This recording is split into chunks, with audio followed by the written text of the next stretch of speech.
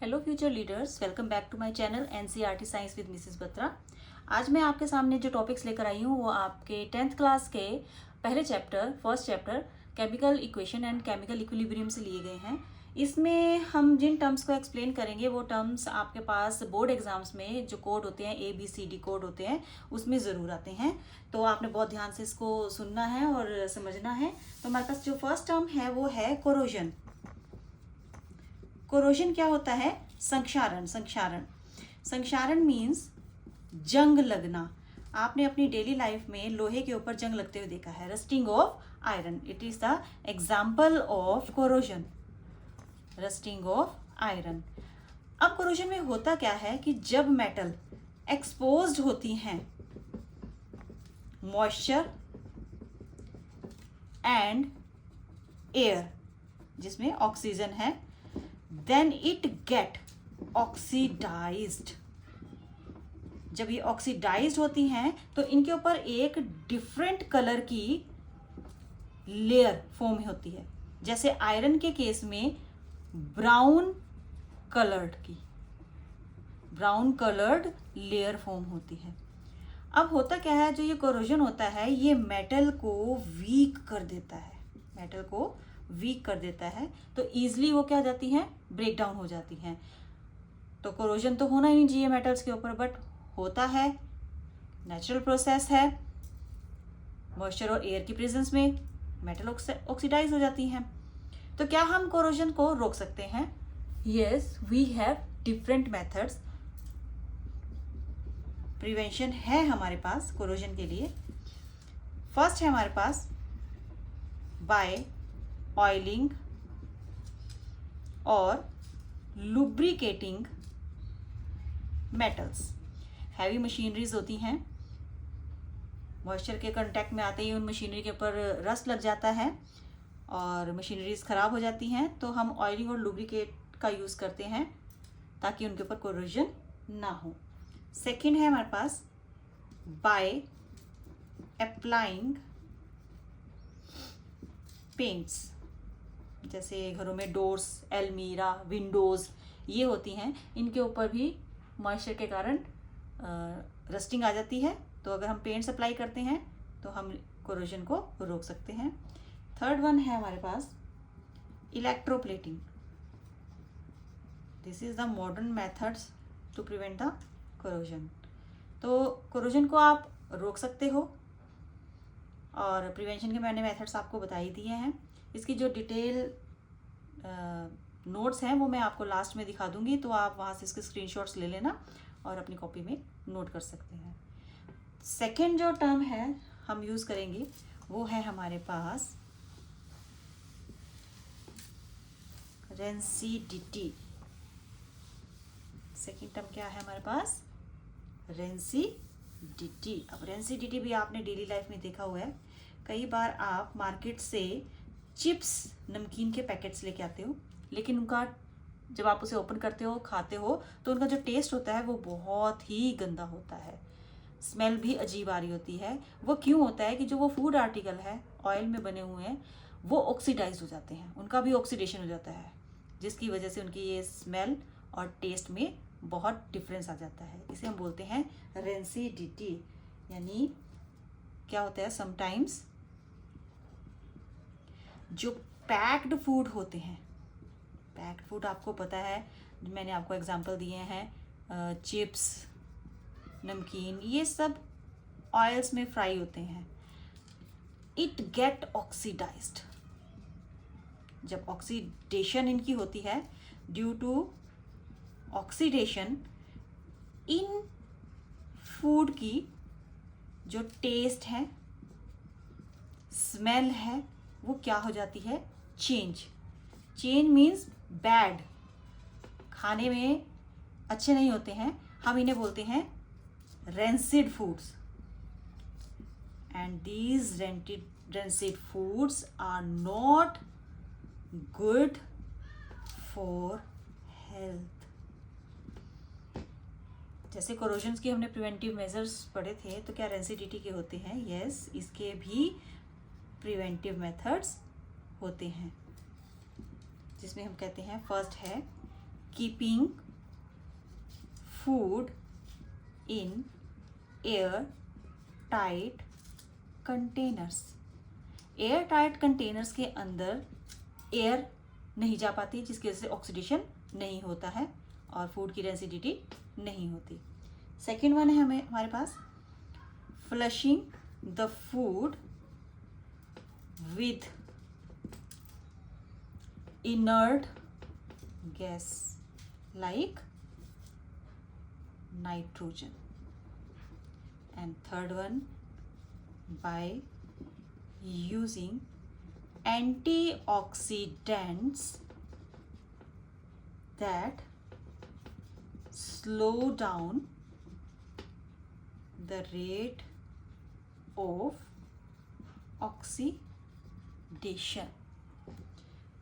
So corrosion and density, इन दोनों terms को आप अच्छे से कर लीजिए. ये दोनों के दोनों आपके बोर्ड एग्जाम्स में ज़रूर आते हैं. इसके बाद इन्हीं टर्म्स के, अगर इन्हीं टर्म्स को हम कंसिडर करते हैं तो हमारे पास कुछ क्वेश्चंस भी अराइज होते हैं.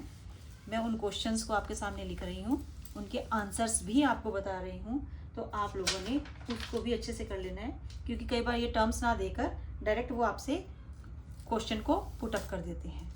तो क्वेश्चन जो हमारा पहले कोरिजन पर बेस्ड है वो ये है कि why do we apply paint on iron articles. As we are discussing about the iron and paint, तो मैंने कोरोजन में आपको बताया था कि आयरन के जो कोरोजन होता है, रस्टिंग ऑफ आयरन होता है, उसको हमने प्रिवेंट करने के लिए पेंट को अप्लाई करते हैं.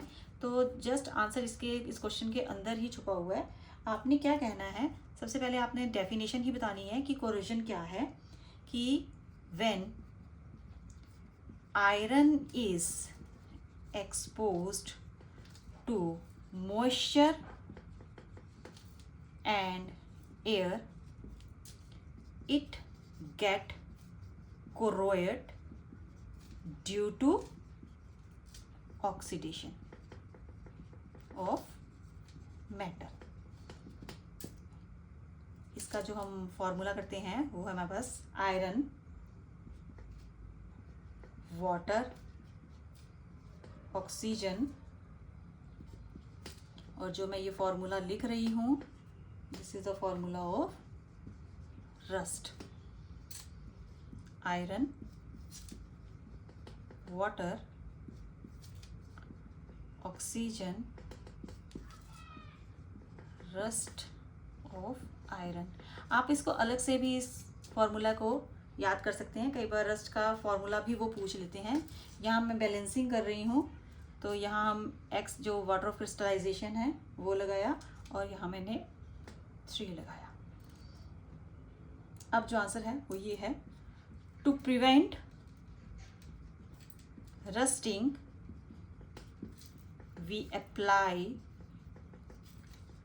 Paint on iron article so that iron doesn't come in direct contact with air and moisture.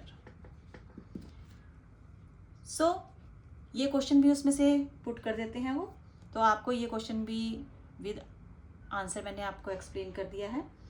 Next जो क्वेश्चन मैं यहाँ लिखने लगी हूँ वो हमारा है रेंसिडिटी के ऊपर. रेंसिडिटी मैंने आपको बताया था कि जो ऑयल फूड होते हैं उनका ऑक्सीडेशन हो जाता है, जिससे उनका जो टेस्ट और स्मेल है वो चेंज हो जाती है. तो आपका क्वेश्चन क्या बनता है, oil and fat containing food items are flushed with inert gas like nitrogen. Why. तो इसका आंसर क्या बनता है? इसका आंसर है कि इसी में इन्होंने दे रखा है कि inert gas as nitrogen is an inert gas, so it prevents food to get oxidized,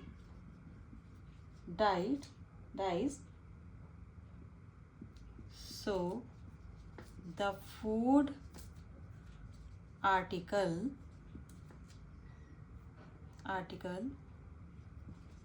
do not spoil as its taste and smell do not changes. Very first question हम टेक्सचुअली आपके इसमें आता है कि why magnesium ribbon should be cleaned or rubbed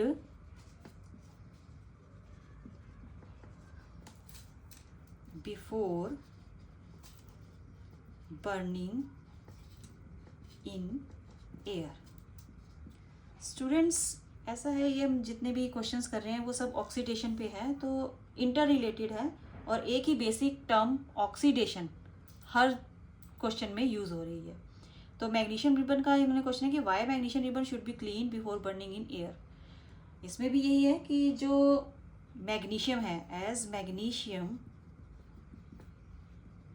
is a reactive metal, तो directly air के साथ react कर जाती है, तो क्या होगा? It easily oxidised.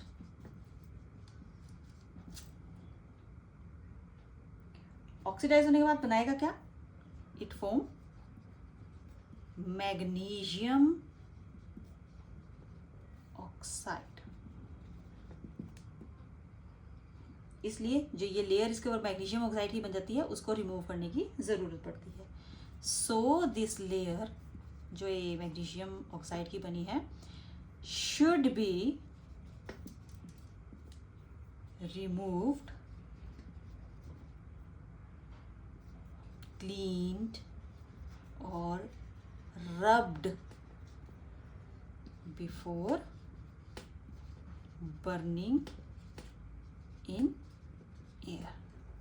तो ये कुछ क्वेश्चंस हैं और 2 टर्म्स हैं, ये आपको क्लियर होनी चाहिए और मैंने यहाँ ये क्लियर किया है। आई होप ये आपको वीडियो बहुत पसंद आएगी। पहले वाली जो वीडियो है उसमें भी आपके पास 5 रिएक्शंस के बारे में बात की गई है, 5 टाइप्स ऑफ रिएक्शंस, और जो ये वीडियो है इसमें ऑक्सीडेशन के बारे में बात की गई है। तो आप ये 10 क्वेश्चन अच्छे से कर लेते हो, 10 क्वेश्चन को अच्छे से लर्न कर लेते हो, तो आपके ABCD कोड में उन 5 में से एक क्वेश्चन और इन 5 में से एक क्वेश्चन ज़रूर आएगा। अगर आपको ये वीडियो पसंद है तो सब्सक्राइब करना, लाइक करना वीडियो को, और